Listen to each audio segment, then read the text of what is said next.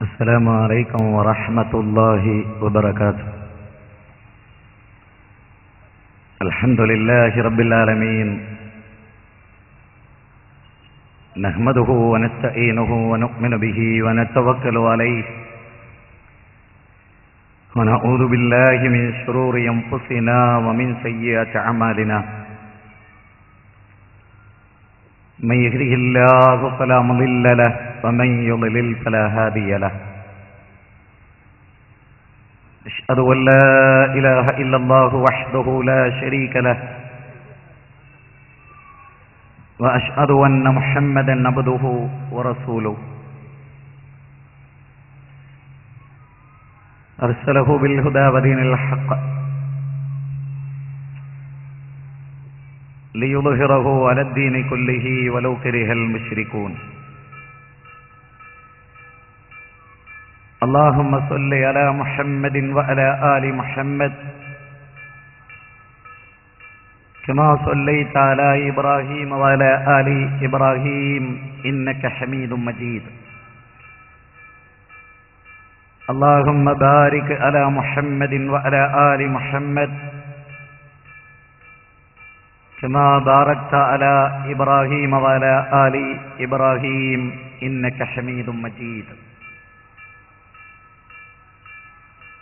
أما بعد، فإن خير الحديث كتاب الله، وخير السنن سنن محمد صلى الله عليه وسلم،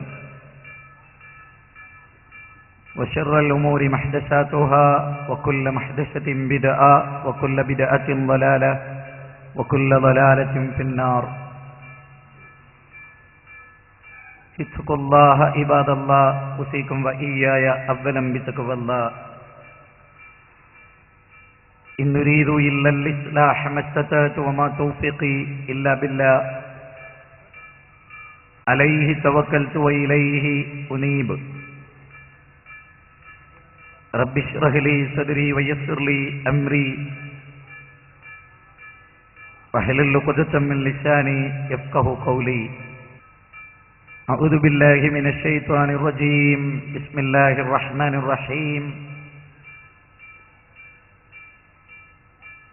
يا أيها الناس اتقوا ربكم الذي خلقكم من نفس واحدة،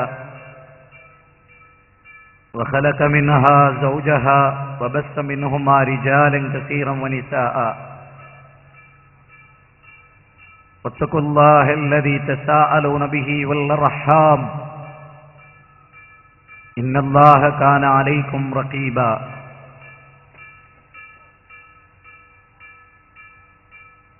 يا أيها الذين آمنوا اتقوا الله وقولوا قولا سديدا، يصلح لكم أعمالكم ويغفر لكم ذنوبكم، ومن يطع الله ورسوله فقد فاز فوزا عظيما. ഇസ്ലാമിൻ്റെ ജീവനാഡിയായ ഏകദൈവാരാധനയുമായി ബന്ധപ്പെട്ട പ്രമാണനിബദ്ധമായ സമ്മേളനത്തിൻ്റെ വേദിയിൽ ഉപവിഷ്ടരായിട്ടുള്ള ബഹുമാന്യരെ, പ്രിയപ്പെട്ട സഹോദരന്മാരെ, സഹപ്രവർത്തകരെ, സുഹൃത്തുക്കളെ, സഹോദരിമാരെ,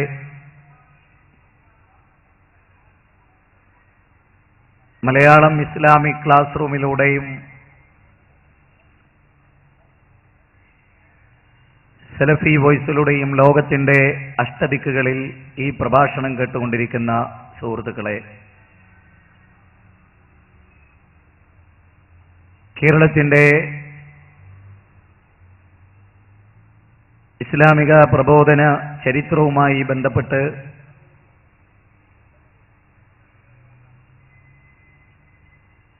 ഒരു നൂറ്റാണ്ട് കാലം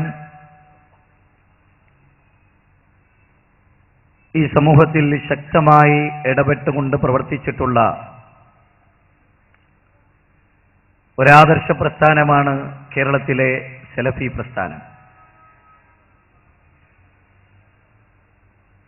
സമൂഹത്തെ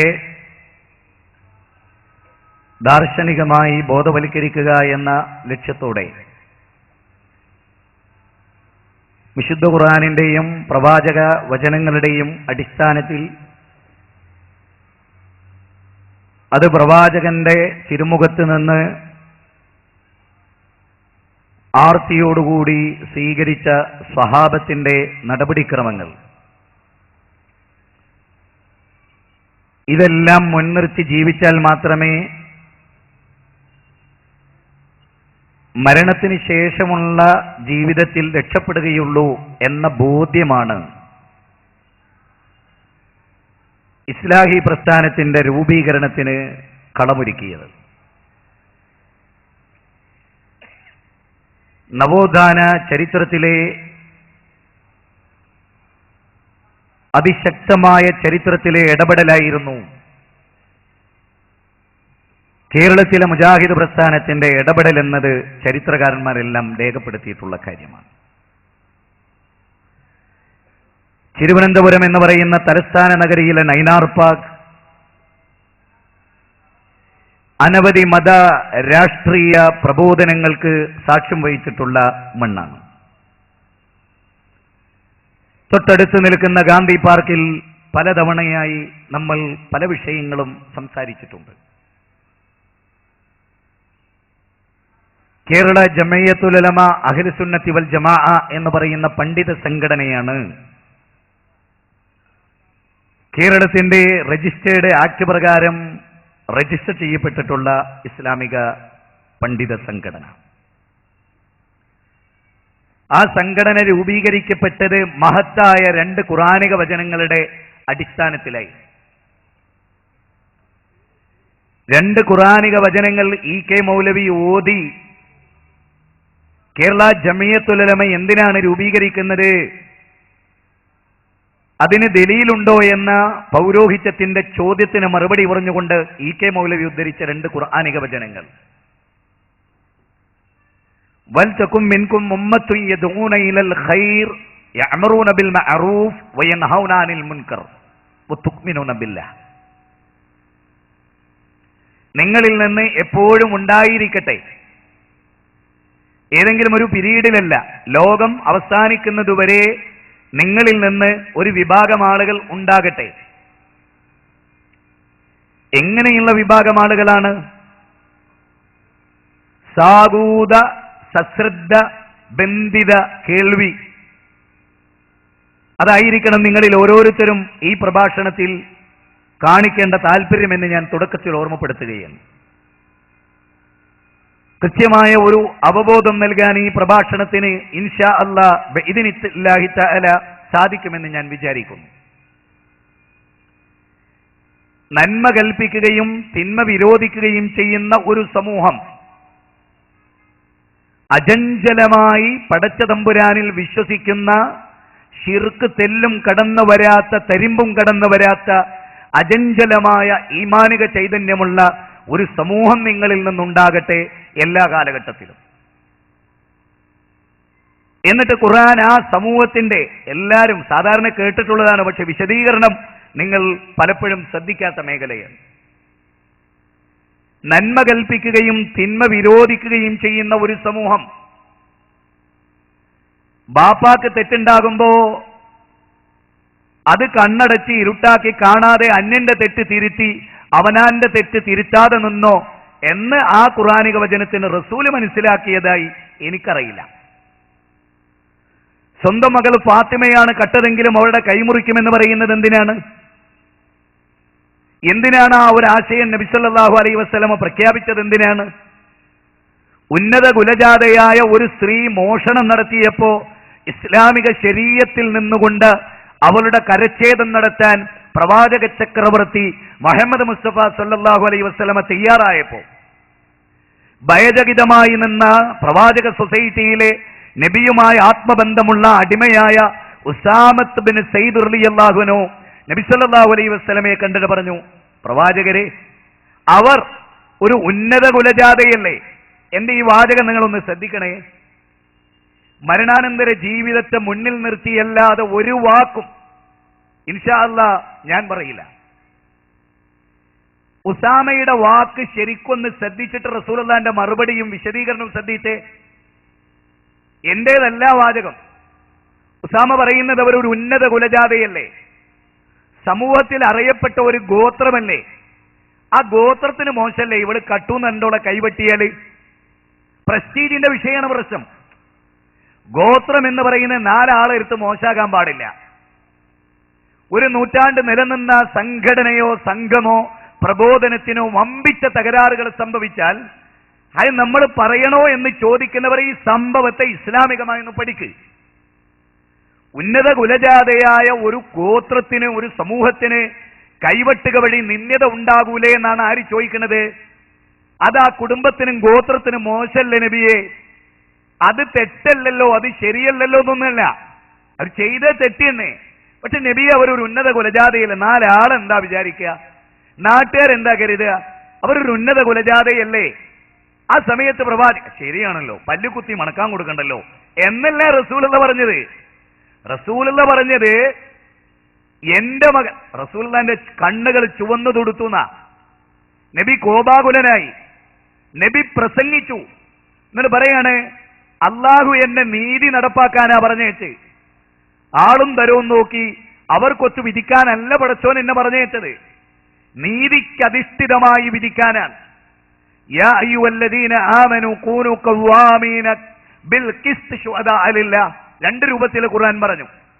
യാ അയ്യുഹല്ലദീന ആമനൂ കൂനൂ ഖവാമീന ബിൽ ഖിസ്ത് ശുഹദാഅ ലില്ലാഹ്. സത്യവിശ്വാസിയാണോ നീ? വല്ലാത്തൊരു ചോദ്യമാണത്. നീ സത്യവിശ്വാസിയാണോ? എങ്കിൽ നീ നീതിക്ക് സാക്ഷ്യം വഹിക്കുന്നവനാകണം. പടച്ച തമ്പുരാനെ ഓർത്ത് നീ നീതി ബോധമുള്ള ആളാകണം. ഇനി ഒരാൾക്ക് നീതി ഉണ്ടാകണമെങ്കിൽ തെക്കുവ ഉണ്ടാകണം എന്നാ ഖുർആൻ പറഞ്ഞു. ഒരാൾക്ക് നീതി ഉണ്ടാകണമെങ്കിൽ തെക്കുവ ഉണ്ടാകണം. തെക്കുവയുടെ പ്രതിഫലനമാണ് നീതിബോധം. അതൊരു അപാരമായ വിശദീകരണമാണ്. വിശുദ്ധ ഖുർആനിലെ 4-ാം അധ്യായം 135-ാമത്തെ വചനം, ഖുർആനിലെ 5-ാം അധ്യായം 8-ാമത്തെ വചനം. തെക്കുവുള്ളവർക്ക് നീതിബോധം കൂടുതൽ ഉണ്ടാകുന്ന, തെക്കുവ കുറയുന്തോറും നീതിബോധമില്ലാതാവും. വെറുതെ പറഞ്ഞല്ല ഞാൻ, ഖുർആനിക വചനം ശ്രദ്ധിക്ക്. വലാ യജ്രിമന്നക്കും ശനആന ഖൗമിൻ അലാ അല്ലാ തഅദിലു അദിലു ഹുവ അഖ്റബു ലിത്തഖ്വ. നീതിബോധത്തോടുകൂടി പെരുമാറുക എന്നത് തെക്കുവയിൽ അടുത്ത് നിൽക്കുന്ന കാര്യമാണ്. അഥവാ തെക്കുവയുള്ളവനെ നീതിബോധമുണ്ടാവും, തെക്കുവയിൽ അധിഷ്ഠിതമായ നീതിബോധം. ഞാനിത് പറഞ്ഞത് എന്തിനാണ്? മഹാനായ ഈ മൊയ്ദ് മൗലവി സാഹിബ് കേരള ജംഇയ്യത്തുൽ ഉലമാ അഹ്ലു സുന്നത്തി വൽ ജമാഅ എന്ന പണ്ഡിത സംഘടനയുടെ രൂപീകരണ പശ്ചാത്തലമാണ് ഞാൻ പറയുന്നത്. അതുണ്ടാക്കാനുള്ള തെളിവ് അബ്ദുൽ ജബ്ബാർ ഹസർത്തിയുടെ അധ്യക്ഷതയിൽ ചേർന്ന മീറ്റിംഗിൽ പൗരോഹിത്യത്തിന്റെ ചോദ്യമായിരുന്നു. അന്ന് ഇസ്ലാഹി പ്രസ്ഥാനത്തെ പ്രമോട്ട് ചെയ്ത, പ്രതിദാനം ചെയ്ത ഇ.കെ. മൗലവി പറഞ്ഞത് എന്താണ്? സൂറത്തു ആൽ ഇംറാൻ 3-ാം അധ്യായം 104, 110 വചനങ്ങളാണ് എന്റെ ദലീൽ. ആ സമയത്ത് പുരോഹിതൻ തിരിച്ചു ചോദിച്ചു, അത് പണ്ഡിത വചനമല്ലല്ലോ, അത് ഖുർആനല്ലേ, ഖുർആൻ ദലീലാണോ? ഖുർആൻ ദലീലാണോ എന്ന് ചോദിച്ചാൽ മുസ്ലിം ലോകത്ത് ഖുർആൻ തെളിവാണോ? അങ്ങനെ ഒരു കാലഘട്ടം ഒരു നൂറ്റാണ്ടിന് മുമ്പുണ്ടായി. നവോത്ഥാനത്തിന്റെ പടപ്പാട്ട് പാടുന്ന ഇന്നിന്റെ ചരിത്രത്തിൽ ഇന്നലകളുടെ ഗതകാല സ്മരണകൾ ലോക ചരിത്ര ഗ്രന്ഥങ്ങളിൽ എഴുതി രേഖപ്പെട്ട് കിടക്കുന്നുണ്ട് എന്ന വസ്തുത നിങ്ങൾ അറിയും. ഇ.കെ. മൗലവി പറഞ്ഞ എന്താണ്? എന്തുകൊണ്ട് ഒരു പണ്ഡിത, എന്താ പണ്ഡിത നോക്കണം, ഒരു പണ്ഡിത സംഘടനയുടെ രൂപീകരണം എന്തിനു വേണ്ടി എന്നാണ് ഖുർആനിക വചനം? നന്മ കൽപ്പിക്കാൻ, തിന്മ വിരോധിക്കാൻ, സ്വന്തത്തിലുള്ള തിന്മ മൂടി വെച്ച് മറ്റുള്ളവരുടെ തിന്മ പറയാൻ എന്ന് ഖുർആൻ പറഞ്ഞില്ല.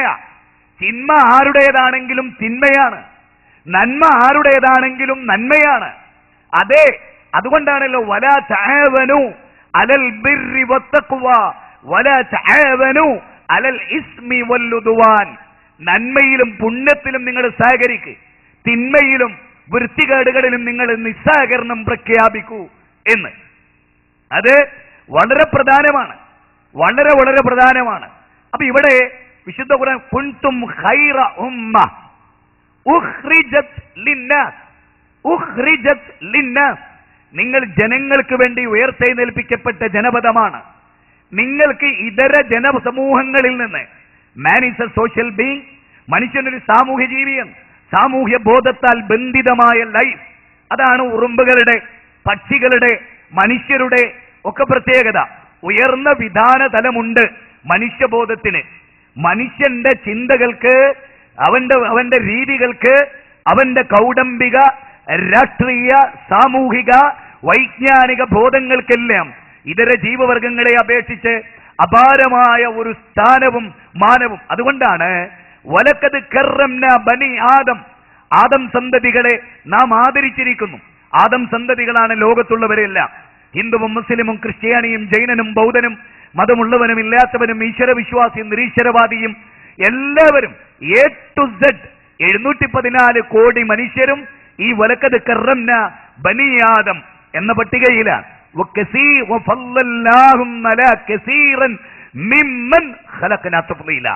നാം ബുദ്ധി നൽകിയ ചിലരേക്കാൾ നിങ്ങൾക്ക് മേന്മ നൽകി. 17 അധ്യായം 70 വചനമാണ്. ശരി, അപ്പൊ ഇവിടെ കുൻതും ഖൈറ ഉമ്മ, ഒരു ഉത്തമ സമുദായം നിങ്ങളിൽ നിന്നുണ്ടാവട്ടെ. എന്താ നിങ്ങളുടെ ക്വാളിറ്റി? ഉമർ ബിൻ ഖത്താബ് റളിയല്ലാഹു അൻഹു പറഞ്ഞു. സമൂഹത്തെ നോക്കിയിട്ട് അദ്ദേഹം ഒരു പ്രസംഗം നടത്തുന്ന ഖിലാഫത്തുർ റാഷിദയുടെ കാലഘട്ടത്തിൽ രണ്ടാം ഖലീഫ ധീരനായ നീതിബോധത്തിന്റെ കാവലാൽ ഉമർ ബിൻ ഖത്താബ് റളിയല്ലാഹു അൻഹു പറയാൻ, ഈ ഖുർആനിക വചനത്തിൽ പറഞ്ഞ ഉമ്മത്താകാൻ നിങ്ങൾക്ക് താല്പര്യമുണ്ടോ? അമാനമൗലയുടെ പരിഭാഷ മുജാഹിദുകൾ വായിക്കുക. സൂറത്ത് ആൽ ഇംറാനിലെ ഈ വചനസാഗരങ്ങളുടെ വിശദാംശങ്ങളിൽ മർഹൂം അമാനമൗലവി റഹ്മഹുല്ലാ കോറിയിട്ട വചനാമൃതങ്ങളിൽ ഈ ഹദീസ് ഉണ്ട്. അവിടെ പറയുന്നത്, നിങ്ങൾ ഈ പറഞ്ഞ ഉമ്മത്താകാൻ നിങ്ങൾക്ക് താല്പര്യമുണ്ടോ? ഈ ഉമ്മത്തിലെ മെമ്പർമാരാകാൻ നിങ്ങൾക്ക് താല്പര്യമുണ്ടോ? ഈ ഉമ്മത്തിലെ മെമ്പർമാരാകാൻ നിങ്ങൾക്ക് താല്പര്യമുണ്ടോ? ഉണ്ടെങ്കിൽ എന്താ വേണ്ടത്? നിങ്ങൾ നന്മ കൽപ്പിക്കണം, നിങ്ങൾ തിന്മ വിരോധിക്കണം. ഇത് നമ്മുടെ പ്രവാചക തിരുമേനി നമ്മെ പഠിപ്പിച്ചിട്ടുള്ള കാതലായ വശമാണ്. സത്യവിശ്വാസികൾ തമ്മിലുള്ള ബന്ധം പോലും പറഞ്ഞിടത്ത് എന്താ പറഞ്ഞത്? വൽ മുഅ്മിനൂന വൽ മുഅ്മിനാതു ബഅ്ളുഹും ഔലിയാഉ ബഅ്ളിൻ ഔലിയാഉ ബഅ്ളിൻ യഅ്മുറൂന ബിൽ മഅറൂഫി വയൻഹൗന അനിൽ മുൻകർ. ഖുർആനിലെ 9 അധ്യായം സൂറത്ത് തൗബ 71 വചനമാണ്. വൽ മുഅ്മിനൂന വൽ മുഅ്മിനാതു ബഅ്ളുഹും ഔലിയാഉ ബഅ്ളിൻ. എന്താ അവിടെ പറഞ്ഞത്? സത്യവിശ്വാസികളും സത്യവിശ്വാസിനികളും പരസ്പര ശത്രുക്കളാണെന്നല്ല, പരസ്പര മിത്രങ്ങളാണ്. നിങ്ങൾ അവിടെയും പറഞ്ഞു, നിങ്ങൾ എത്ര മിത്രങ്ങളായിക്കോട്ടെ, അത് ഒരിക്കലും തിന്മ തടുക്കാതിരിക്കാൻ നിങ്ങളെ പ്രേരിപ്പിക്കാൻ പാടില്ല. എന്തൊരു വാക്കാണത്! അള്ളാന്റെ കലാമല്ലേ? ഞാൻ പറഞ്ഞതിന്റെ അർത്ഥത്തിനോ വ്യാഖ്യാനത്തിനോ തെറ്റുണ്ടെങ്കിൽ നിങ്ങൾ ചൂണ്ടിക്കാണിക്കേ. സത്യവിശ്വാസികൾ പരസ്പര മിത്രങ്ങളാണ്, ശത്രുക്കളല്ല. ഇന്നമൽ മുഅ്മിനൂന ഇഖ്വ ഫഅസ്ലിഹു ബൈന അഖ്വൈക്കും. സത്യവിശ്വാസികളാണെങ്കിലും പ്രശ്നം ഉണ്ടാവില്ല എന്നല്ല അല്ലാഹു പറഞ്ഞേ. പ്രശ്നം ഉണ്ടായാൽ അവരെ രഞ്ജിപ്പിച്ച് കളാ. എങ്ങനെ? ഖുർആന്റെ 49 അധ്യായം 10 വചനം വളരെ വ്യക്തമാണ്. സഹോദരങ്ങളെ, വളരെ ക്ലിയറാണ് ഖുർആനിക വചനം. സത്യവിശ്വാസികൾ പരസ്പരം, അതായത് ഞാനും എന്റെ സഹപ്രവർത്തകനും പരസ്പരം മിത്രങ്ങളാണ്. എന്റെ സഹപ്രവർത്തകന് തെറ്റുപറ്റിയാൽ തിരുത്തണമെന്നാ പറയുന്നത്, അല്ലാതെ മിണ്ടാതിരിക്കണമെന്നല്ല. എന്റെ പ്രിയപ്പെട്ട ബാപ്പയാണ് തെറ്റെങ്കിൽ ഞാനത് പറയണമെന്നാണ്. എന്റെ സംഘടനയാണ് തെറ്റ് ചെയ്യുന്നതെങ്കിൽ ഞാനത് അവരോട് പറയണമെന്നാണ്. ഒരാള് മാക്സിമം ശ്രമിച്ചു, എല്ലാ അധ്വാനങ്ങളും നടത്തി, ഒരിക്കലും നന്നാവൂല.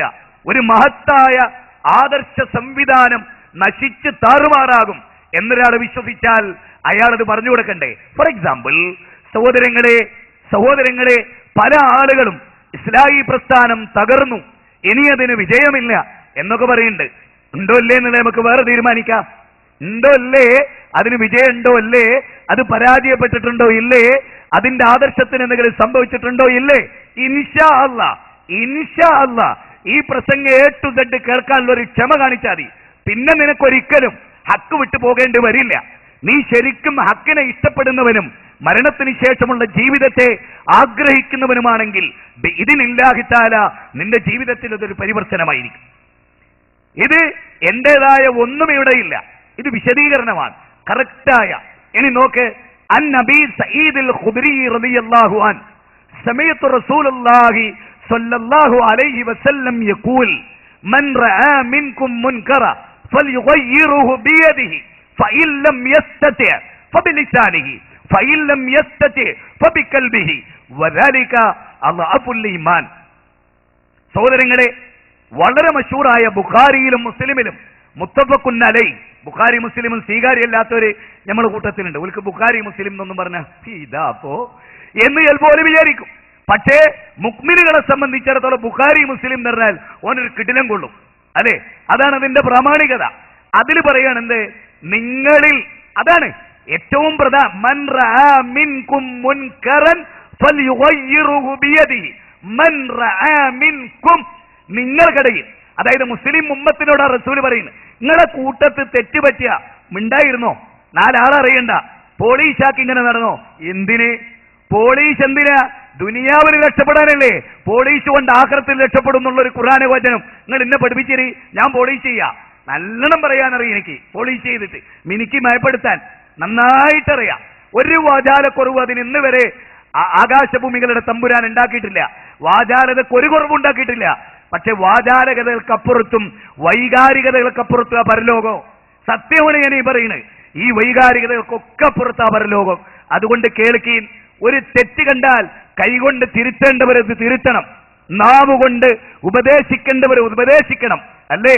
എന്നിട്ട് നമ്മൾ നോക്ക്, നാവിനെ സൂക്ഷിക്കുക എന്ന് ഞാൻ അവതരിപ്പിച്ച വിഷയം. എന്നിട്ട് എന്നോട് ഒരാൾ പറയാൻ, നിങ്ങൾ അവതരിപ്പിച്ച വിഷയങ്ങൾ എന്നെ പ്രാവർത്തിയാകണം. ഞാൻ ചോദിച്ചു, ഹക്ക് പറയാനാണോ നീ എന്നെ ആ ഉപദേശിച്ചത്? അഥവാ ഹക്ക് പറയുന്നത് നിർത്തിവെക്കണമെന്നാണോ നാവിനെ നിയന്ത്രിക്കണം എന്നതുകൊണ്ട് നീ എന്നോട് പറഞ്ഞത്? എങ്കിൽ റസൂല് പറഞ്ഞത് നാവ് കൊണ്ട് ജിഹാദ് ഉണ്ട് എന്നാ. നാവ് കൊണ്ട് ജിഹാദ് ഉണ്ട്. നാവ് കൊണ്ട് അതിനും സാധിച്ചില്ലേ? ഹൃദയം കൊണ്ട് വെറുക്കുക, ഹൃദയം കൊണ്ട്. എന്നിട്ട് പറയാണ് വദാലിക അളാഫുൽ ഈമാൻ, ഈമാനിന്റെ ഏറ്റവും ദുർബലനെ ഹൃദയം കൊണ്ട് വെറുക്കാൻ കഴിയൂ. ഹൃദയം കൊണ്ട് ഒരാൾക്ക് നാവ് കൊണ്ട് പറയാൻ പറ്റിയില്ല, കൈ കൊണ്ട് എടുക്കാൻ പറ്റിയില്ല. ഹൃദയം കൊണ്ട് കഴിയുമെങ്കിൽ ദുർബല ഈമാനാണോ? സ്ട്രോങ് ഈമാനാരുതാ? ആ ഹദീസിൽ മനസ്സിലായി. ഓരോ ഘട്ടവുമുണ്ട് ഓരോന്നിനും, ഓരോ ഘട്ടമുണ്ട് ഓരോന്നിനും. അതിനനുസരിച്ചാണ് ആ ഹദീസിനെ മനസ്സിലാക്കേണ്ടത്.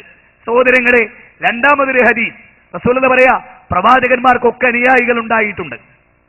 ഓരോ പ്രവാചകന്മാർ, അതില്ലാത്തവരുണ്ടല്ലോ സഹോദരങ്ങളെ. എന്നിട്ട് പറയാണ്, എന്റെ ഉമ്മത്തിനൊരു കാലം വരും, ഞാൻ പറയാത്തത് അവർ ചെയ്യും, ഞാൻ പറയാത്തത് അവർ ചെയ്യും, ചെയ്യാൻ പറഞ്ഞത് അവർ ഉപേക്ഷിക്കും. അങ്ങനെ ഒരു കാലം വന്നാൽ വമൻ ജാഹദഹും ബിയദിഹി ഫഹുവ മുഅ്മിൻ വമൻ ജാഹദഹും ബിലിസാനി ഫഹുവ മുഅ്മിൻ വമൻ ജാഹദഹും ബിഖൽബി ഫഹുവ മുഅ്മിൻ. വല്ലാത്തൊരു വാക്കാത്, വല്ലാത്തൊരു വാക്കാ. റസൂല് പഠിപ്പിച്ചത് ചെയ്യാതിരിക്കുക, റസൂല് പഠിപ്പിക്കാത്ത ചെയ്യുക. അങ്ങനൊരു ടീം പ്രത്യക്ഷപ്പെട്ടാൽ അത് ഞങ്ങളെ കൂട്ടത്തിൽപ്പെട്ടോലല്ലേ, മിണ്ടാതിരുന്നോളി എന്നല്ല. അല്ല, മുജാഹിദ് പ്രസ്ഥാനത്തിന്റെ ഒരു പ്രത്യേകത എന്താ? ഞാൻ വളരെ കാതലായി പറഞ്ഞോട്ടെ.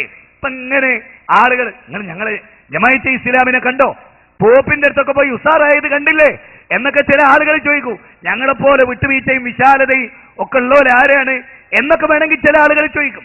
ഞാൻ ഒറ്റ ചോദ്യം ചോദിച്ചോട്ടെ, ജമാഅത്തെ ഇസ്ലാമിയിൽ 3 4 ഗ്രൂപ്പ് ഉണ്ടോ? അല്ലേ? ഉണ്ട് എന്നുള്ളതാണ് സത്യം. നിങ്ങൾക്കറിയില്ല, പരസ്യമാണ്, രഹസ്യമാണ്. അങ്ങനെ ഞാനതൊന്നുമല്ല പറയും. ഇത് രണ്ടായോ? എന്താ ആകാത്ത? ഇപ്പൊ ഞാൻ പറയാ, കള്ളുകുടി ഹലാലാണ്, ആ ഹറാമാ, ആ കൈ നെഞ്ഞത്ത് കച്ച, ആ പള്ളമ്മലും കച്ച, ആ ഒന്ന് നെഞ്ഞത്ത് ഒന്ന് വള്ളമ്മലും ആക്ക, നോ പ്രോബ്ലം. കവറ് ദിയാർത്താക സുന്നത്താണ്. കബറാരാധനയോ അതിനെ പറ്റിയോ അത് വലിയ കുഴപ്പമൊന്നുമില്ല. നമ്മൾ എന്തിനാ തർക്കിക്കണത്? ജീവിതത്തിൽ ദീനുമായിട്ട് ബന്ധപ്പെട്ട ഒരു ചർച്ച ഉണ്ടെങ്കിലല്ലേ അതിന്റെ പേരിൽ ഭിന്നിപ്പ്. അത് ജമാഅത്തെ ഇസ്ലാമിലില്ല, അതുകൊണ്ട് അവിടെ ഇല്ല. ദീന് പ്രധാനമായതും മരണാനന്തര ജീവിതം പ്രധാനമായതും മുജാഹിദുകൾക്കാ. അതുകൊണ്ടാണ് മടപുരികൾ പോയത്. എന്റെ പൊന്നു കൂട്ടരെ, ജമാഅത്തെ ഇസ്ലാമി ഞങ്ങൾ ഉണ്ടായതിനു ശേഷല്ലേ സമസ്ത കേരള ജമിയത്തുലമ ഞങ്ങളിന്ന് പിരിഞ്ഞു പോയതല്ലേ, ചേകന്നൂർ ഞങ്ങളിന്ന് പോയതല്ലേ. അതേ നല്ലതിൽ നിന്നേ പിഴവിലേക്ക് യാത്ര ഉണ്ടാവുള്ളൂ. അങ്ങനെ തന്നെയാ ലോകത്ത്. നൂഹ് നബീന്റെ കപ്പല്ലാരുണ്ടായത് തമ്മാടികളാ, താന്തോന്നികളാ, മുശ്രിക്കുകളാ, കാഫറുകളാ, കട്ടക്ക് കട്ട 916 കേരട്ട് മുവഹിദുകൾ, അല്ല ഇഷ്ടപ്പെട്ടവർ. ലോകത്ത് ബാക്കിയുള്ളവരൊക്കെ അല്ല മുക്കി നശിപ്പിച്ചു. എന്നിട്ട് ഈ കപ്പലിലെ മുക്മിനികളിൽ നിന്നാണ് പിന്നീട് മുശ്രിക്കുകളും കാഫറുകളും ഒക്കെ ഉണ്ടായത്. ഇവിടെ സമസ്തയെ പിഴപ്പിക്കേണ്ട കാര്യം ഇബ്ലീസിനില്ല.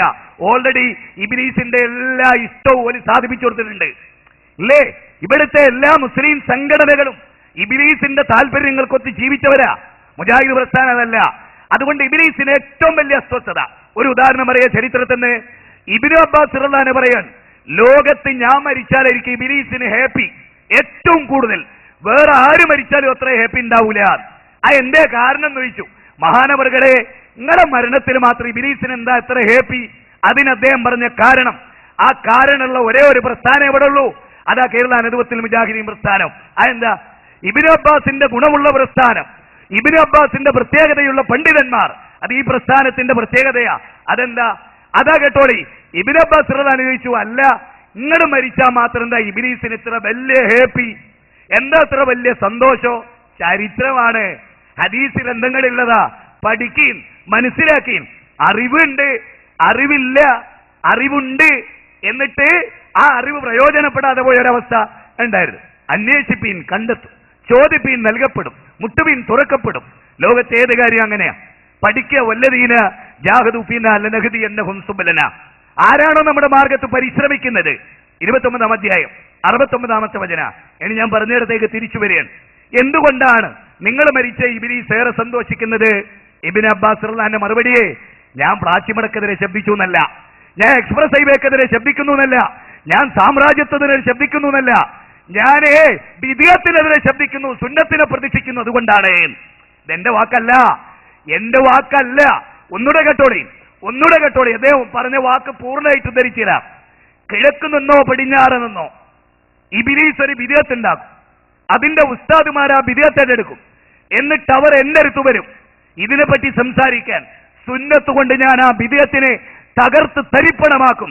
ഇബ്ലീസിന് ഏറ്റവും വലിയ കോപം അതാണ്.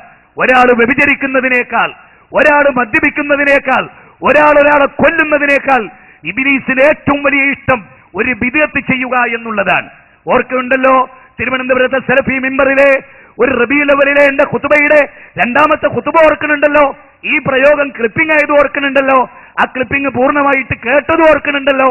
നാളെ കട്ട് ചെയ്യാൻ മൊയ്ലാമക്കാർക്ക് ഒരു വകുപ്പില്ല, അത് തരിപ്പണാക്കി കളഞ്ഞില്ലേ നമ്മള്. ദെൻ പഴുതടക്കേണ്ട ഒരു കാലഘട്ടം അത്. ഇബ്നു അബ്ബാസ് റളിയല്ലാഹുവിന്റെ മറുപടി തന്നെ എന്താണ്? ബിദ്അത്തിനെതിരെ ഞാൻ ശബ്ദിക്കുന്നു എന്നതാണ്. നിങ്ങൾ ആലോചിച്ചോളൂ, കേരളത്തിലെ ഏത് മുജാഹിദ് പ്രസ്ഥാനത്തിലെ ഏത് പണ്ഡിതന്മാർ മരിച്ചാലായിരിക്കും ഇബ്ലീസ് ഏറെ സന്തോഷിക്കുക? താടി നീട്ടുന്നവനെ വിമർശിക്കുന്നവൻ മരിച്ചാൽ സന്തോഷിക്കുവോ? നര്യാണിന്റെ മേലെ തുണി എടുക്കുന്നവനെ വിമർശിച്ചവൻ മരിച്ചാൽ സന്തോഷിക്കുവോ? റസൂലുള്ളാഹിന്റെ സുന്നത്തിന് കണിശത പുലർത്തുന്ന കുറച്ചാളുണ്ട്, ഞാൻ പേര് പറയണ്ട. അവരുടെ മരണമാണ് ഇബ്ലീസിന് ഏറ്റവും കൂടുതൽ കേരളത്തിൽ സന്തോഷം. ശൈഖുന നേരത്തെ ഇവിടെ നമ്മൾ ഇങ്ങനെ ഒരു പ്രോഗ്രാം, തൗഹീദ് അചഞ്ചലമാണെന്ന് ശിർക്കിന് മുങ്ങിക്കുളിച്ച ഒരു ടീമിന്റെ നേതാവ് ഇവിടെ വന്ന് കാച്ചി. ഞാൻ വരുന്നുണ്ട് അങ്ങോട്ട്, ഞാൻ വരുന്നുണ്ട്. പേര് വിചാരിച്ച എന്താ അറിയോ? നിരാശപ്പെട്ട് തോറ്റ് ആരെ മുമ്പിൽ എഴുന്നേറ്റിക്കാൻ പറ്റാതെ അതിന് ആണും പെണ്ണും കെട്ടോൽ ഇവിടെ ഉണ്ടെങ്കിലല്ലേ? അതില്ല. നല്ല നട്ടലുള്ള, അന്നും ഇന്നും എന്നും നിങ്ങളുടെ സകല ഖുറാഫാത്തുകളെയും എതിർത്ത ആൺകുട്ടികൾ ഇവിടെ ഉണ്ട്. അവർക്കൊരു പരാജയവും സംഭവിച്ചിട്ടില്ല. ഞാൻ പറഞ്ഞല്ലോ, സലഫി പ്രസ്ഥാനത്തിന്, കേരള നദുവത്തുൽ മുജാഹിദീൻ പ്രസ്ഥാനത്തിന് നമ്മൾ കണ്ണിലുണ്ണി പോലെ കാത്തു സൂക്ഷിച്ച ഈ മഹാസൗദത്തിന് ഒരു പോറലേൽക്കാൻ നമ്മൾ അനുവദിക്കില്ല, അനുവദിക്കില്ല. സാധാരണ ഒരു മരം ഉണങ്ങിപ്പോയി, ഒരു മരം ഉണങ്ങിപ്പോയി. അപ്പൊ ആളുകൾ വന്നിട്ട് പറഞ്ഞു, ഈ മരത്തിന്റെ അതിന്റെ കാമ്പുണ്ടല്ലോ, അതിനെ പച്ച പെയിന്റ് അടിച്ചു കൊടുത്താൽ ഉസാറാവും. പച്ച പെയിന്റ് അടിച്ച്. വേറെ കൂട്ടര് പറഞ്ഞെന്ത്, അതിന്റെ ചില്ലകൾ നമ്മൾ വെള്ളം നനച്ചാൽ ഉസാറാവും. വേറെ ചില ആളുകൾ ചില പച്ചപ്പുകൾ കൊണ്ടുപോയിട്ട് അതിന്റെ ശാഖകളിൽ പിടിപ്പിച്ചു. വേറൊരു ടീമോ ആ മരത്തിന്റെ അടി മാന്തുകയാണ്. മാന്തുമ്പോ കണ്ടുന്നോലൊക്കെ പറ, കണ്ടോ, തകർക്കുക, മരത്തെ തകർക്കുക. എവിടെയോ ഓന്റെ കടി വേരിലാണ്. പക്ഷെ ഓനാ ബുദ്ധിജീവി, വേറെ ഉണങ്ങിയിട്ടാണ് അത് ഉണങ്ങിപ്പോയത്. അപ്പം വേര് മാന്തിയിട്ട് അവിടെ വെള്ളം ഒഴിക്കാൻ പോവുകയാണ്. പക്ഷെ കണ്ടെക്കുന്നവരെന്താ പറയുന്നത്? യാ വടവൃക്ഷമാകുന്ന വൃക്ഷത്തെ തകർക്കുന്നു, യാ സംഘടനയെ മാന്തുകയാണ്. അല്ല, സംഘടനക്ക് പറ്റിയ ശരിക്കുള്ള പരിക്കൽ എവിടെയാണ്? അവിടെ പിടിച്ചു. അപ്പൊ തകർക്കലല്ല, തകർക്കലല്ല. അത് മനസ്സിലാകും നിങ്ങൾക്ക് ഈ പ്രസംഗം അവസാനിക്കുമ്പോ. ഇൻഷാ അല്ലാഹ് ഈ പ്രസംഗം അവസാനിക്കുമ്പോൾ നിങ്ങൾക്ക് മനസ്സിലാവും. ഞാൻ പറയുന്നത് ഇപ്പൊ നിങ്ങൾക്കറിയാം, നബി സല്ലല്ലാഹു അലൈഹി വസല്ലം പറഞ്ഞൊരു ഉദാഹരണം. 2 നിലയുള്ള ഒരു കപ്പൽ, ക്ലിക്ക് ചെയ്യും നിങ്ങൾക്ക്, ഷുവർ. 2 നിലയുള്ള ഒരു കപ്പൽ, അതിലെല്ലാവരും ഒന്നിച്ച് യാത്രക്കാരിങ്ങനെ പോവുകയാണ്. 1-ാം നിലയിലും ഫുള്ളാണ്, 2-ാം നിലയിലും യാത്രക്കാരാണ്. അതിൽ 1-ാം നിലയിലുള്ള ആളുകൾ മുകൾ ഭാഗത്ത് പോയിട്ട് വേണം അവർക്ക് പാനജലം ലഭിക്കാൻ, കുടിവെള്ളം കിട്ടാൻ 2-ാമത്തേൽ പോകണം, കയറിയിട്ട് അങ്ങനെ ചെല്ലണം. പല ഉരു നടന്നു എന്നപ്പോ അത് രണ്ടാം നിലക്കാർക്കും പ്രയാസം, ഒന്നാം നിലയുള്ളവർക്കും പ്രയാസം. ഒരേ കപ്പൽ, 2 നില, ഒന്നിച്ച് മുന്നോട്ട് നീങ്ങാൻ. അപ്പൊ താഴെയുള്ളവരിൽ ഒരു വിഭാഗം, ഒരു 3 ആള്, അല്ലെങ്കിൽ ഒരു 5 ആള്, അല്ലെങ്കിൽ ഒരു 6 ആള്, അല്ലെങ്കിൽ ഒരു 10 താഴെയാള്, അല്ലേ ഒരാള്, അയാൾ വിചാരിക്കണം എന്ത്, കടലിലൂടെയല്ലേ സഞ്ചാരം, ഇഷ്ടംപോലെ വെള്ളമില്ലേ സാഗരത്തിൽ. അതെ, അതുകൊണ്ട് തന്നെ ആ സാഗരത്തിലെ വെള്ളം കിട്ടാൻ ആ കപ്പലിന് ചെറിയൊരു ദ്വാരം ഉണ്ടാക്കിയാൽ എന്താ, ദ്വാരം ഉണ്ടാക്കിയാൽ എന്താ എന്ന് വിചാരിച്ചാൽ എന്താ സംഭവിക്കുക? നമ്മൾ ഒന്നിച്ചു പോന്ന കപ്പലല്ലേ, ഒന്നിച്ച് കൊച്ചിന്ന് കയറിയതല്ലേ, എല്ലാരും ടിക്കറ്റ് എടുത്ത് കയറിയതല്ലേ, മണിക്കൂറുകളോളം പോന്നതല്ലേ, 10-70 കൊല്ലം നിലനിന്നതല്ലേ. ഈ കപ്പലിലൊരു ദ്വാരം ഉണ്ടാക്കുമ്പോൾ നമ്മൾ പിടിച്ച് ഇനി കപ്പലിലൊരു ബഹളം ഉണ്ടായി 4 ആൾ അറിഞ്ഞ് ഒരു ചർച്ചയൊന്നും ആകണ്ട എന്ന് വിചാരിച്ച് 2ാം നിലയിലുള്ളവരും 1ാം നിലയിലുള്ളവരും കപ്പലിന് ദ്വാരം ഉണ്ടാക്കുന്നതിന്റെ കൈപിടിച്ചിട്ടില്ല. എന്താ ഉണ്ടാവുക? പറ, എന്താ ഉണ്ടാവുക? കുളു കുളു കുക്കുളു കുളുകുളു കുളുകുളു ആട് മുങ്ങി, ടൈറ്റാനിക് കപ്പൽ മുങ്ങിയ പോലെ അല്ലേ? അപ്പൊ ബുദ്ധിയുള്ളവർ എന്ത് ചെയ്യും? ഇപ്പുറത്തിരിക്കുന്ന എന്റെ ബെഞ്ചിൽ 10 കൊല്ലം എന്റെ പേരുള്ളവനാണ്, 5.5 മണിക്കൂറായി ഞങ്ങൾ കപ്പലിൽ ഒന്നിച്ചാണ്, നല്ല സൗഹൃദാണ്, ഓ വിളിച്ചോട്ടേനോ, ഇനിയോ മുഖ്യമന്ത്രിയായിരിക്കുക, അല്ലെങ്കിൽ കേന്ദ്രമന്ത്രിയായിരിക്കുക, MLA വിചാരിക്കുക, മതപണ്ഡിതനായിരിക്കുക, നേതാവാന്ന് വിചാരിക്കുക, ഇനി ആ കപ്പലിന്റെ കപ്പിത്താനാന്ന് വിചാരിക്കുക. അതിനെ നയിക്കുന്നേ ചൂട്ടപ്പെടാണ്. വളരെ കൃത്യമാണ് ആ ഉദാഹരണം. കപ്പിത്താനാന്ന് വിചാരിക്കുക. അതുവരെ നല്ല ഇങ്ങനെ കപ്പലോടിച്ച കപ്പിത്താൻ ഒരു സുപ്രഭാതത്തിൽ ഏതോ ദുഷ്ടശക്തികളുടെ കയ്യിൽപ്പെട്ടു. എന്നിട്ട് ആ കപ്പൽ തുറക്കാൻ തുടങ്ങിയപ്പോ ആദ്യം തന്നെ അറിഞ്ഞോലി എന്നിട്ട് മെല്ലെ ഉപദേശിച്ചു, ചെയ്യരുത്, അപകടമാണ്, ഈ ആളുകളൊക്കെ മുങ്ങി മരിച്ചു എന്നൊക്കെ പറഞ്ഞിട്ട് കേൾക്കാഞ്ഞാൽ, ദാഷ്ട്യം കാണിച്ചാൽ, മാക്സിമം ശ്രമിച്ചിട്ടും അവർ നിർത്തുന്നില്ല. പിന്നെന്തറിയും? ജനങ്ങളോടൊക്കെ നോക്കൂ, എല്ലാരും കണ്ടോളൂ, ഇയാൾ കപ്പൽ തുറക്കുന്നുണ്ട്, നിങ്ങളൊക്കെ മുങ്ങിപ്പോകും, തടുത്തോളൂ എന്ന് ജനങ്ങളോട് പറയേണ്ട ഒരു ഘട്ടമെന്ന് പറയണ്ടേ. എന്നിട്ടും പറഞ്ഞിട്ടില്ലെങ്കിൽ വഞ്ചകനാണോ, മുനാഫിക്കാണോ? ഓനേതാ?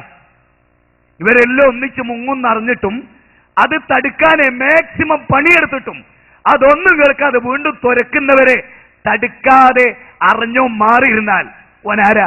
സമൂഹ സ്നേഹിയാണോ? കപ്പൽ സ്നേഹിയാണോ? സമൂഹ സ്നേഹിയാണോ? സംഘടനാ സ്നേഹിയാണോ? ആണോ? മനസ്സിലായോ? ഈ ഉദാഹരണവും ഈ കാര്യവും നിങ്ങൾക്ക് ശരിക്ക് ക്ലിക്ക് ചെയ്തുവോ? എങ്കിൽ നിങ്ങൾ ചില കാര്യം അടിസ്ഥാനപരമായി ആലോചിക്കണം. എന്റെ ഇപ്പൊ സമസ്തക്കാർക്ക് ഇത്ര ആഹ്ലാദിക്കാൻ ഇവിടെ എന്തേ ഉണ്ടായത്? ഒരു കാര്യം കൂടെ ആലോചിക്കണം. പോയിന്റ് ടു പോയിന്റ് 100 കൊല്ലമായിട്ട് നമ്മളിവിടെ പ്രവർത്തിക്കുന്നുണ്ടല്ലോ. സമസ്ത ഈയുടെ പ്രവർത്തനം എന്ന് പറയുന്നത് എപ്പോഴാ?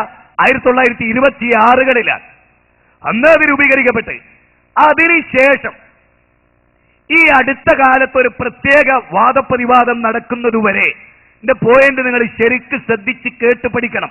തെളിവ് സഹിതാണ് ഓരോന്ന് നിങ്ങൾക്ക് തെളിയിച്ചിരുന്നത്. മണ്ണാർക്കാട് മുഖാമുഖമുണ്ടായി. പോട്ടെ, കുറച്ചുകൂടെ ബേക്കോട്ട് പോവുക. കുറ്റിച്ചിറയിൽ വാദപ്രതിവാദം ഉണ്ടായി. സമസ്ത സന്തോഷിക്കാണോ ചെയ്തേ ദുഃഖിക്കാണോ? ആ മഹലിലൊക്കെ മുജാഹിദുകളായി. കൊട്ടപ്പുറം വാദപ്രതിവാദം നടന്നു, പൂനൂര് വാദപ്രതിവാദം നടന്നു, കുണ്ടുതോട് നടന്നു, തലശ്ശേരി നടന്നു. തലശ്ശേരി വാദപ്രതിവാദത്തിലാണ് അല്ലല്ലാത്തവരോട് പ്രാർത്ഥിക്കാമെന്ന് സമസ്തക്കാർ ആദ്യമായിട്ട് വാദിച്ച്. അങ്ങനെ വാദപ്രതിവാദം ഉണ്ടായിട്ടുണ്ട്. അറിയില്ല, പറഞ്ഞുതരാം. ഈ വാദപ്രതിവാദങ്ങളിലെല്ലാം സമസ്തക്കാർക്ക് ആഹ്ലാദിക്കാൻ കഴിഞ്ഞില്ല. വെറുതെ അങ്ങനെ പുകിലുണ്ടാക്കാന്നല്ലാതെ ന്യായമായി സന്തോഷിക്കാൻ വകുപ്പുണ്ടായിരുന്നില്ല. അതിനുശേഷം ഒരുപാട് കാലം പല നിരക്കുള്ള വാദപ്രതിവാദങ്ങൾ നടന്നു, ഖണ്ഡന മണ്ഡനങ്ങൾ നടന്നു. അന്നൊന്നും സമസ്തക്കാർക്ക് ഇത്രയേറെ തൗഹീദ് അചഞ്ചലമാണ് എന്ന ഒരു സമ്മേളനം സമസ്ത രൂപീകരിക്കപ്പെട്ടതിന് ആദ്യല്ലേ പോയിന്റാണ് ചിന്തിക്കണം. ആദ്യല്ലേ തൗഹീദ് അചഞ്ചലമാണ് എന്നൊരു സമ്മേളനം സമസ്തക്ക് ഇതുവരെ ഉണ്ടോ? ഇല്ല. ഇത്ര ആഘോഷിക്കാൻ മാത്രം, ക്യാമ്പയിൻ നടത്താൻ മാത്രം ഏതെങ്കിലും ഒരു സംരംഭം നമ്മൾ നാളിതുവരെ പ്രവർത്തിച്ചിട്ട് ഉണ്ടായിട്ടുണ്ടോ? ഇല്ല. ഇപ്പോൾ എങ്ങനെ ഉണ്ടായി? പേരോടിന് ഇവിടെ വരാൻ, നൗഷാദിന് പ്രസംഗിക്കാൻ, കാന്തപുരത്തിന് വിടുവായിത്തം പറയാൻ, അവരുടെ കൂട്ടത്തിൽപ്പെട്ടവർക്ക് ആഘോഷിക്കാൻ എന്തായിരുന്നു കാരണം? മണ്ണാർക്കാട് വാദപ്രതിവാദമാണോ? അല്ല എന്നതുറപ്പ്. കാരണം അതിൽ പങ്കെടുത്ത സുലൈമാൻ സക്കാഫി പിന്നെ ജീവിച്ചിരിപ്പുണ്ടോ എന്ന് പോലും സമസ്തക്കാര് തിരിട്ടി തരികയായിരുന്നു. അറിയാലോ, അറിയാലോ. നേരെ മറിച്ച് ചേരക്ക് വരെ വിഷെടുത്തു മൂവാറ്റുപുഴ വാദപ്രതിവാദത്തിന് ശേഷം. വെള്ളിക്കെട്ടൻ രാജവെമ്പാലയായി, രാജവെമ്പാലക്ക് 1000 രാജവെമ്പാലയുടെ വിഷമുണ്ടായി. എന്തേ കാരണം? മൂവാറ്റുപുഴ വാദപ്രതിവാദം നടക്കുന്നവരെ തൗഹീദ് അചഞ്ചലമാണ് എന്നൊരു ക്യാമ്പയിൻ സമസ്ത നടത്തിയോ? ഇതൊരു ആരോപണമാണോ? ഇതൊരു നുണയാണോ? ഇതൊരു കണ്ടെത്തലാണോ? എന്തേ മൂവാറ്റുപുഴ വാദപ്രതിവാദത്തിൽ സംഭവിച്ചത്?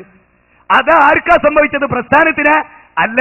പ്രസ്ഥാനത്തെ ഹൈജാക്ക് ചെയ്ത ഒരു ലീഡറുടെ അദ്ദേഹത്തിന്റെ നിർദ്ദേശം സ്വീകരിച്ചപ്പോ ഖുർആനും സുന്നത്തും സലഫുകളെയും വിട്ട് ഒരു വ്യക്തിയുടെ വാക്ക് സ്വീകരിച്ചു പോയപ്പോ പരാജയപ്പെട്ടു.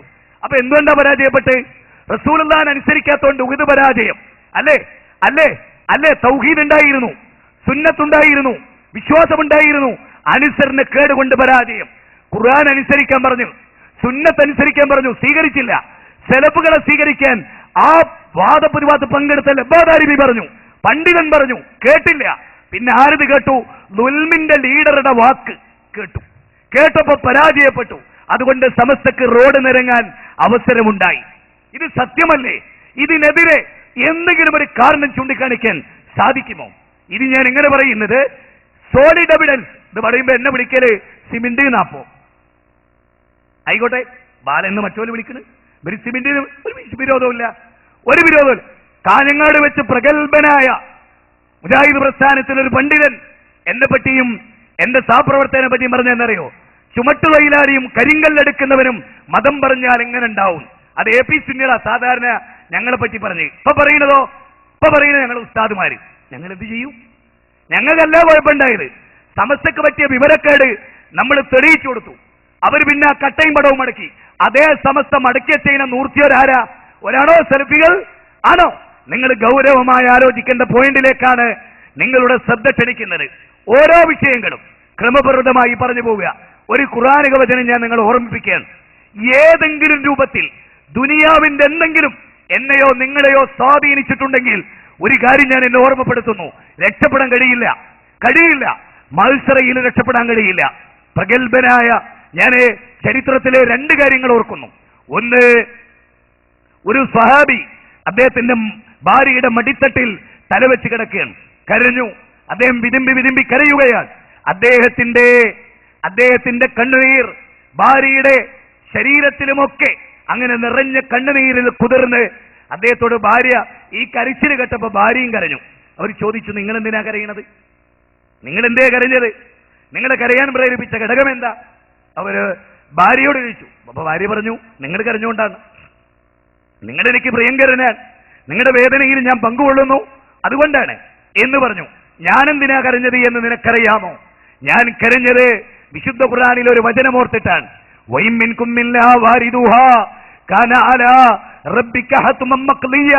എന്ന 19-ാം അധ്യായത്തിലെ 71-ാമത്തെ വചനം ഓർത്തിട്ടാണ്. എന്താണ് ആ വചനം? ആ വചനം ഇതാണ്: നിങ്ങളിൽ ഒരാളും തന്നെയില്ല നരകത്തിന്റെ വക്കിൽ വരാത്തവരായിട്ട്. അത് റബ്ബിന്റെ ഖണ്ഡിതമായ തീരുമാനമാണ്. അമ്പിയാക്കളാ നരകത്തിന്റെ വക്കിൽ വരും, ഔലിയാക്കളാ നരകത്തിന്റെ വക്കിൽ വരും. സഹോദരങ്ങളെ, ആ നരകത്തിന്റെ വക്കിലൂടെയല്ലാതെ സ്വർഗത്തിലെത്താൻ കഴിയില്ല. എങ്ങാനും കാല് തന്നെ നരകത്തിൽ വീണു പോകുമോ, ഞാൻ അതിന്റെ അവകാശിയായി തീരുമോ എന്നതാണ് എന്റെ ഭയപ്പാട് എന്നതാണ് ആ സ്വഹാബി പറഞ്ഞത്. ഒരു കാര്യം ഞാൻ നിങ്ങളെ ഓർമ്മപ്പെടുത്തുകയാണ്. മിനായിലെ ടെന്റിലൂടെ, മിനായിലെ ഊടുവഴികളിലൂടെ ജംറയിലേക്ക് കല്ലെറിയാനുള്ള എന്റെ യാത്രക്കിടയിൽ എനിക്കൊരു അനുഭവം ഉണ്ടായി. ഒരു സലഫി പ്രവർത്തകന്റെ കണ്ണിൽ നിന്ന് കണ്ണുനീർ ഉറ്റുന്നത് എനിക്ക് കാണാൻ സാധിച്ചു. ഞാൻ അതിനെ സംബന്ധിച്ച് പ്രതികരിച്ചില്ല. കുറച്ചു കഴിഞ്ഞപ്പോ അദ്ദേഹം എന്നോട് ചോദിച്ചു, നിങ്ങൾ എന്തിനാ കരയുന്നത്? അല്ല, ഞാൻ കരഞ്ഞത് എന്തിനാണെന്ന് നിങ്ങൾക്കറിയാമോ എന്ന് ചോദിച്ചു. ഞാൻ പറഞ്ഞു, എനിക്കറിയില്ല. ഞാനിതാ ആ അറബിയെ കണ്ടിട്ട് കരയുകയാണ്. ആ അറബിയെ കണ്ടതിന്റെ പേരിലല്ല കരയുന്നത്. ആ അറബിയുടെ ഷോൾഡറിൽ ഒരു കുട്ടിയെ കണ്ടില്ലേ? അയാളുടെ മുഖം കണ്ടില്ലേ? അയാളുടെ സമൃദ്ധമായ താടി കണ്ടില്ലേ?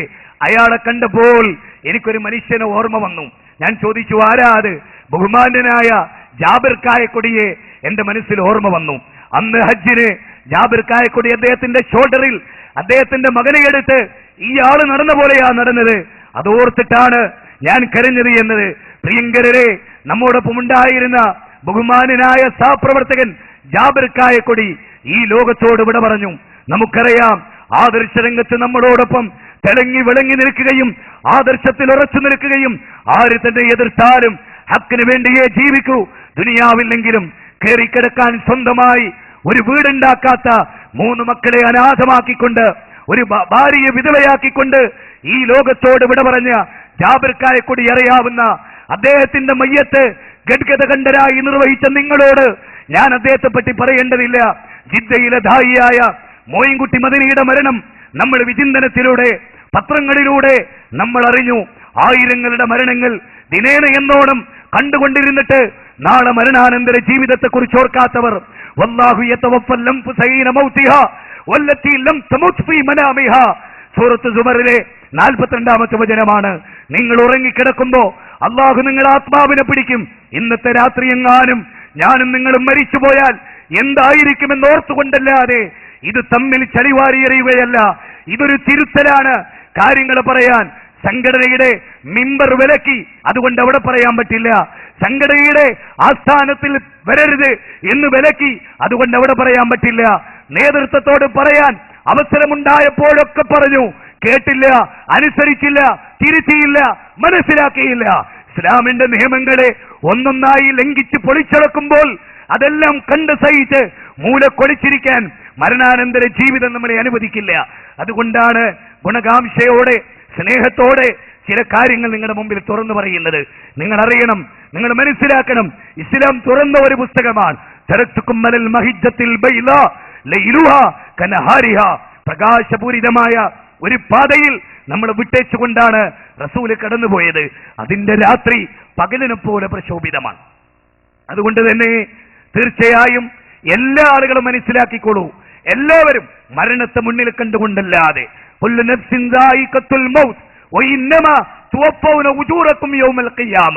അതെ, നിങ്ങളിൽ ഓരോ നഫ്സും മരണത്തെ ആസ്വദിക്കും. ഒരു മനുഷ്യന്റെ വീടുകളിലും മലക്കുൽ മൗത്ത് വരാതിരിക്കില്ല. അതിന്റെ സമയമായാൽ 61-ാമത് വചനം 16-ാം അധ്യായം. ഇല്ല, ഒരു നാഴികയും ഒരാളെയും പിന്തിച്ചിടില്ല.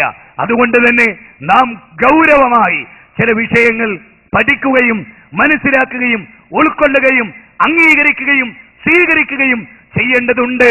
ആർക്കു വേണ്ടിയുമല്ല, നമുക്ക് വേണ്ടി. ഒന്ന് ഞാൻ ചോദിച്ചുകൊട്ടെ, ആസിയ ബീവിയെ നിങ്ങൾക്കറിയില്ലേ? മുഹറം മാസമാണിത്. ഈ മാസത്തിൽ നമ്മൾ അവരെ ഓർക്കുന്നു. ആസിയ ബീവിയെ നിങ്ങൾ ഓർക്കുന്നുണ്ടോ? രാജകൊട്ടാരത്തിലെ രാജ്ഞിയായിരുന്നു അവർ, മണവാട്ടിയായിരുന്നു ഫിറൗനിന്റെ.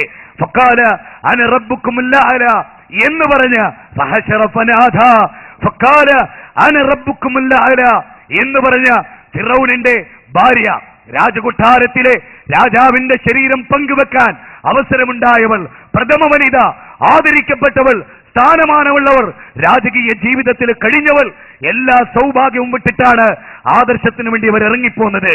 രാജകൊട്ടാരം വിട്ട്, സ്ഥാപനങ്ങൾ വിട്ട്, കടകൾ ഒഴിവായി, സ്ഥാനമാനങ്ങൾ ഒഴിവായി ആദർശത്തിന് വേണ്ടി ജീവിച്ച ആസിയ ബീവി അന്ന് പടച്ചോനോട് പറഞ്ഞു, റബ്ബേ, രാജകൊട്ടാരമാണ് ഞാൻ വിടുന്നത്, ത്യാഗത്തിലേക്കാണ് ഞാൻ പോകുന്നത്. പക്ഷേ റബ്ബി ബിനിലി ഇൻദക ബൈതൻ ബിൽ ജന്ന, അവിടെ എനിക്കൊരു ഭവനം, ഇവിടെ വലിയ കൊട്ടാരം ഞാൻ വിടാൻ പോണത്. നമ്മുടെ ചില ആളുകൾക്ക് ചെറ്റക്കുടിൽ പോലും ഉപേക്ഷിക്കാൻ കഴിയില്ല. രാജകൊട്ടാരം പോട്ടെ, 100 റുപ്യ മാസം കിട്ടുന്ന വരുമാനമുള്ള വിടാൻ പറ്റില്ല. ഇത്തഖില്ലാഹ യജ്അൽ ലഹു മഖ്റജ, അതാ തവക്കുൽ, അതാ തൗഹീദ്. അതാദ്യം പഠിക്ക്. ഏത്? അല്ലാഹനെ സൂക്ഷിച്ചാൽ അല്ലാഹു ഉപജീവനം നൽകുന്നു. ആ ബോധം ഉണ്ടാകുക. പടച്ചോനെ സൂക്ഷിച്ച് സത്യത്തിലേക്ക് ഇറങ്ങ്, ചാടി ഇറങ്ങ്, പ്രഖ്യാപിക്ക്, ഹക്കിന്റെ കൂടെ നിൽക്കൂൻ. മനസ്സിലായോ? ഗൗരവമായി മനസ്സിലായോ? മരണം ഏത് നിമിഷം ഉണ്ടാവും. ആരെടുത്ത് വരാതിരിക്കില്ല. നാളെ ആവാം, മറ്റന്നാളാവാം. ഫയഖൂല റബ്ബി ലൗലാ അഖർതനി ഇലാ അജലിൻ ഖരീബ്. സാധ്യമല്ല, പടച്ചോൻ തരില്ല, വിളിച്ചു കൊണ്ടുപോകും. അവിടെ രക്ഷപ്പെടണോ? ഞാൻ ചോദിക്കട്ടെ, പ്രസിഡന്റ് രക്ഷിക്കാൻ വരുമോ? അവിടെ വരുമോ? സെക്രട്ടറി വരുമോ? ഖജാൻജി വരുമോ? ജില്ലാ സെക്രട്ടറി വരുമോ? ജക്കാത്ത് കമ്മിറ്റി